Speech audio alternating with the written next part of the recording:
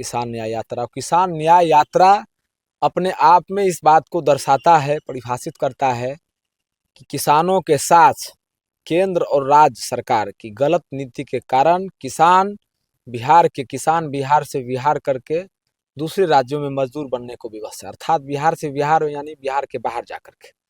और आप देखे होंगे लगातार 14 के पहले जब ये अभी भारत के वर्तमान प्रधानमंत्री हैं, वो लगातार अभिनय की दुनिया में माननीय राष्ट्रीय अध्यक्ष श्री लालू प्रसाद यादव जी के आशीर्वाद से, जो केंद्र में डॉक्टर मनमोहन सिंह की सरकार थी, उनको ये लगातार पत्र लिखा करते थे।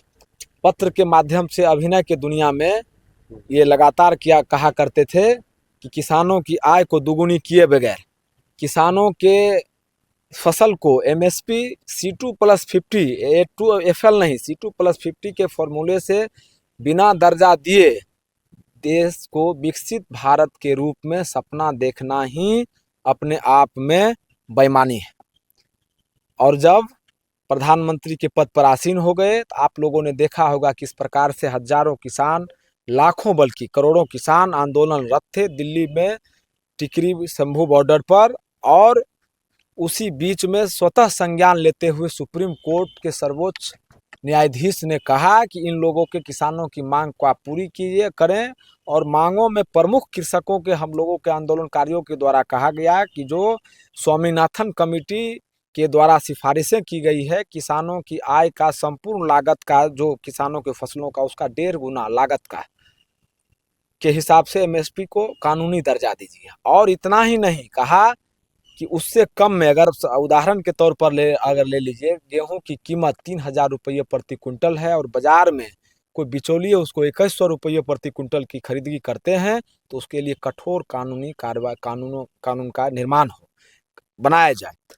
तब इन्होंने जाकर के कहा कि C2+50 के फॉर्मूले से अगर हम कानूनी दर्जा देते हैं तो देश की आर्थिक स्थिति चरमराए। मैं पूछना चाहता हूं कि तब आपको ज्ञान अधिक था मुख्यमंत्री के तौर पर कि प्रधानमंत्री बने तब ज्ञान की कमी हो गई।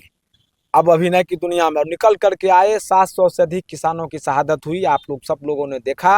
और बरसों बाद ये निकल करके कहते हैं कि हमारे तपस्या में अगर कोई कमी रह गई होगी तो हम क्षमा चाहते हैं।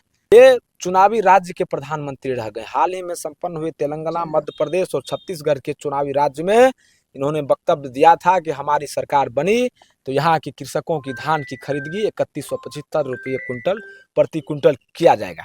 सरकार बनी, किस प्रकार से बनी उस कसरत में हम ना जाते हुए, हमारा शुभकामना है किसानों का भला, देश के तमाम किसानों का भला हो। देश के, बिहार समेत देश के किसानों को एकजुट करने चले हैं।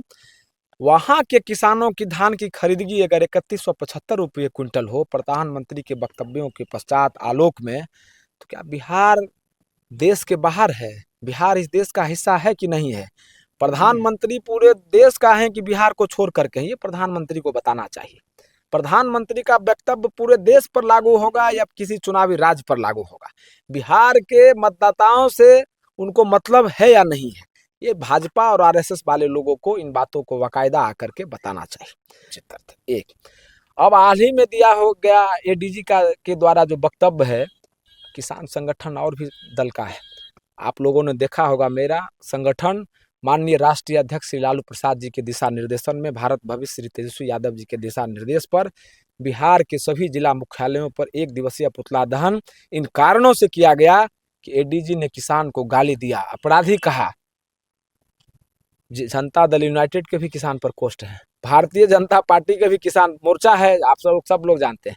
जिंदा भी है कि जीवंत भी है कि मृत प्राय है, ये तो आप लोग ही बताएंगे। किसानों की आवाज को, किसानों के साथ कोई भी अपमानित किसानों को करने का काम करती है तो राष्ट्रीय जनता दल किसान प्रकोष्ठ हमेशा से इनके हितों की रक्षा